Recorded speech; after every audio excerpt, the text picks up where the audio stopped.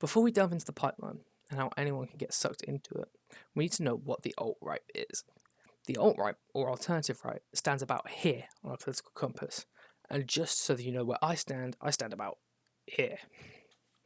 Now, the alt-right are based around a set of far-right ideologies whose core beliefs are that white identity is under attack by multicultural forces using political correctness and social justice to undermine white people and their civilization. So what even is the pipeline? The pipeline is a model, completely theoretical in nature, regarding internet radicalization towards the alt-right movement. It suggests a phenomenon where consuming even slightly right-wing content, such as anti-feminist or anti-SJW ideas, gradually increases your exposure to even further right-wing ideas. Now, the way that this works is through algorithms.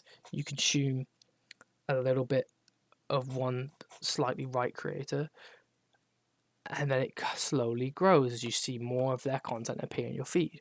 And this grows and grows and grows until you do find yourself becoming fully associated with the alt-right. Why even go alt-right? Now, the one thing the alt-right have always been best at is acceptance. They are accepting of anyone, as long as you fit into their ideals. Take a look at this video. This is how casual players shoot. This is how I shoot. This is how the LGBTQ community shoots. That video hurts to watch. It hurts me. It hurts everyone I've ever showed it to.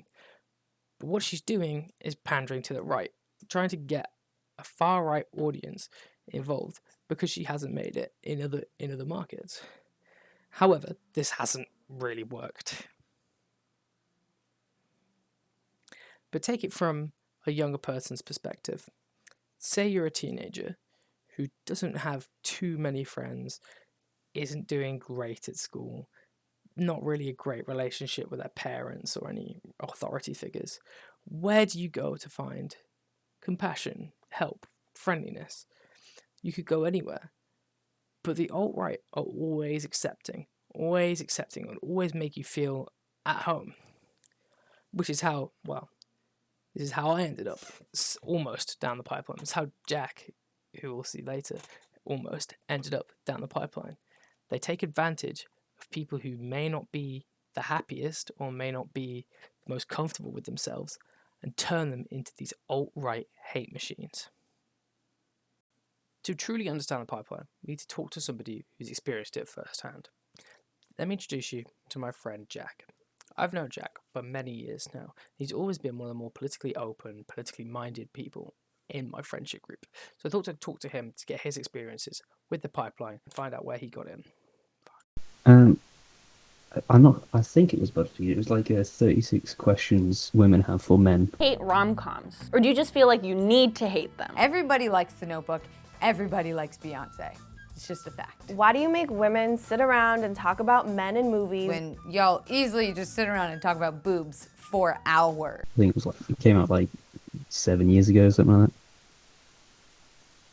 It's basically a lot of questions, but these women wanted for men, which I very much didn't like because they were very suggestive and assuming of many sexist things.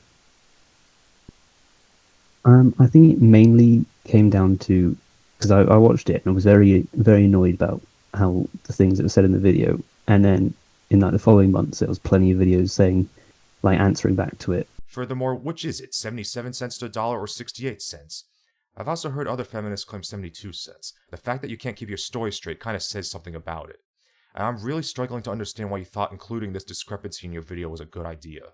Maybe you should have let a man proofread it. That was a joke. I know I have to explain it because feminists don't understand jokes. And I think some of the more sort of well thought out and passionate almost videos in response usually ended up coming from sort of the further right. And which obviously, because I personally didn't like this video and stuff, I then agreed with them and then would further go into their content thinking that because they made points about this video, it made their further points probably a bit more to my liking, I guess. I think generally my views remain somewhat similar, but the thing that I really look back on is how hateful sort of a lot of them are. It was very much toleration was not something that was very preached about, which was probably the biggest thing that I've learned is that toleration of other people is much more needed, even if you don't agree with views or agree with their actions. I think it's really important to tell them what could happen, and sort of it's like a lot of things I used to say is always just make sure that people you listen to are trusted and like have somewhat scrutinize their views. And it's honestly really hard to like go out into the internet and just explore it on your own.